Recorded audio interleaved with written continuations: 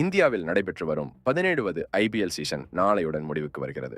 இதற்கு அடுத்து உடனே அடுத்த மாத துவக்கத்தில் வெஸ்ட் இண்டீஸ் மற்றும் அமெரிக்காவில் உலக கோப்பை தொடர் தொடங்க இருக்கிறது.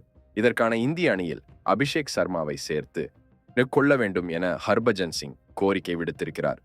இந்திய தேர்வுக்குழு ஏப்ரல் கடைசி மாதத்தில் D20 உலக கோப்பைக்கு 15 பேர் கொண்ட இந்திய அணியை அறிவித்தது.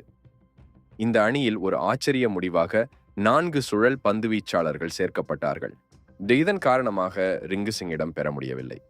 மேலும் இந்த இந்திய அணிக்கு சுப்மன் கில், கலீல் அகமது, ரிங்கு சிங், ஆவேஸ் கான் என மொத்தம் 4 ரிசர்வ் வீரர்களும் அறிவிக்கப்பட்டிருக்கிறார்கள்.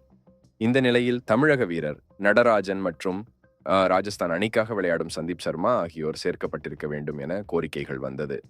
தற்பொழுது அறிவிக்கப்பட்டு இருக்கும் D20 உலக கோப்பை அணியில் ஏதாவது மாற்றங்கள் செய்வதற்கான கடைசி நாள் இன்று மட்டும்தான். மே 25ஆம் தேதியுடன் மாற்றங்கள் செய்வதற்கான கெடு முடிவடைகிறது. இதற்கு பிறகு வீரர்களுக்கு காயமடைந்தாலோ அல்லது தனிப்பட்ட காரணங்களுக்காக அணியை விட்டு விலகினாலும் மட்டும்தான் மாற்றம் செய்ய முடியும் என்பது குறிப்பிடத்தக்கது. இந்த நிலையில் நடப்பு ஐபிஎல் தொடரில் 450க்கும் மேற்பட்ட ரன்களை 200க்கும் மேற்பட்ட ஸ்ட்ரைக் ரேட்டில் அபிஷேக் சர்மா அடித்து நொறுக்கியிருக்கிறார். நேற்று ராஜஸ்தானுக்கு எதிரான 2வது தகுதி சுற்று போட்டியில் 4 ஓவர்களுக்கு 24 ரன்கள் மட்டும் தந்து ரியான் பராக் மற்றும் ஹெட்மயர் என முக்கிய விக்கெட்டுகளை தூக்கினார். அவர் மீதான பார்வை இதனால் மிகவும் அதிகமாகி இருக்கிறது.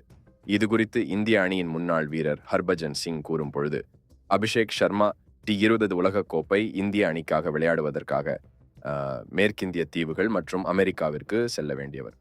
அவர் இந்திய அணிக்காக விளையாட முற்றிலும் தகுதியானவர். இந்திய அணியில் 4 சுழல் பந்து வீச்சாளர்கள் இருக்கிறார்கள். மாற்றங்களை செய்ய இன்னும் ஒரே நாள் தான் இருக்கிறது. எனவே இந்த சுழல் பந்துவீச்சாளர்களில் ஒருவரை நீக்கிவிட்டு அபிஷேக் சர்மாவை சேர்த்துக் கொள்ள வேண்டும். அவர் பேட்டி மற்றும் பந்துவீச்சு என இரண்டிலும் பங்களிப்பு செய்யக்கூடியவர் என்று கூறியிருக்கிறார். இது குறித்து உங்களின்